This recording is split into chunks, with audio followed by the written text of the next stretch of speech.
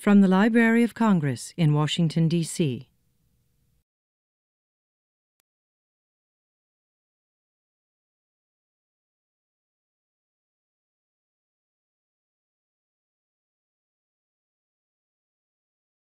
What we're going to be doing today is a workshop and performance of the Fantasia for String Trio of Irving Fine. Irving Fine, who died 50 years ago in 1962, we are observing the 50th anniversary of his death, which is very close to the 100th anniversary of his birth, which will take place in 2014. And we wanted to present an important work of his. All his works are important, but we wanted to present a late important work. And I selected this one because it made what I consider a significant breakthrough in the combination of using a kind of Schoenbergian 12-tone technique and very neoclassical principles that were derived from Stravinsky. Irving Fine was my principal composition teacher and mentor when I was an undergraduate at Brandeis in the early to mid-50s. He became an extremely close friend. My family and his family were very close friends. And it's especially gratifying to be here that many years later, being able to do this. And not just being able to do it, but being able to do it with a group of very young, dedicated people. It gives me a lot of hope for the future to work with a half a dozen teenagers who not only take their work seriously, but who clearly have come to understand what this piece is about and what this music is about and how other music relates to this music. And so in that regard, I want to thank Christian Tremblay from Peabody Institute and the Peabody Institute itself for loaning us these wonderful players. Thank you. Irving Fine was a very important composer from the late 40s, particularly through the 1950s and into the very early 1960s. He left Harvard University and went to Brandeis University. He was invited by the president of Brandeis University to establish a school, not just of music, but a school of creative arts, which included music, it included painting, poetry, sculpture, theater, dance. And what he accomplished was quite remarkable. Now, Fine was a neoclassical composer, which meant that the kind of music he wrote was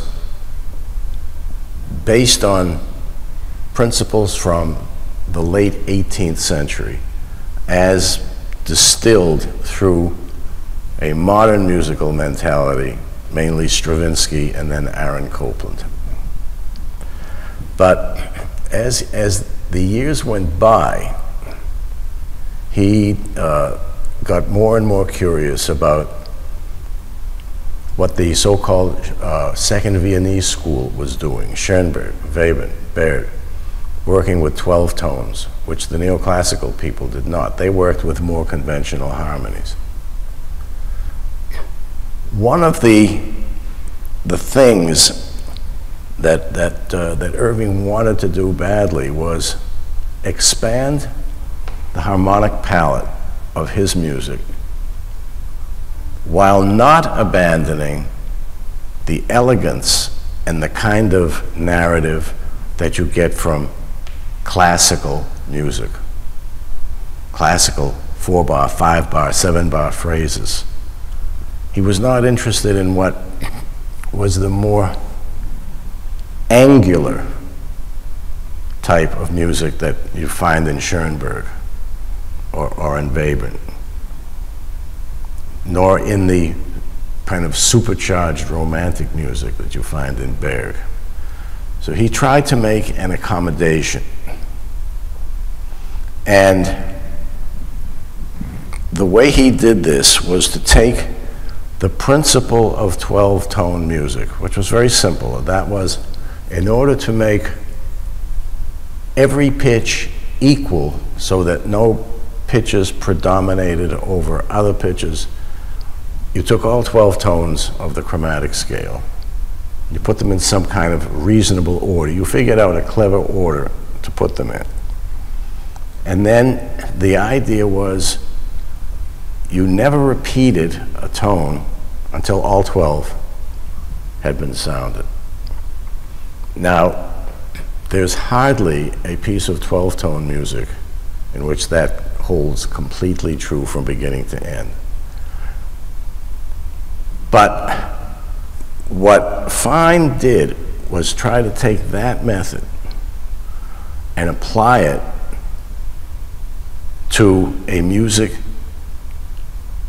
that had the elegance that he was interested in. And so what we're going to do when we do each of these sections, the 3 sections, the 2 slow sections, and the fast section, the scherzo, is I'll talk a bit about the organization of the piece and have you play some parts that are extracted from each of your movements. And then we'll start to put the piece back together, so to speak, and come up, if we can, with a complete movement. And we'll do this for each of the movements.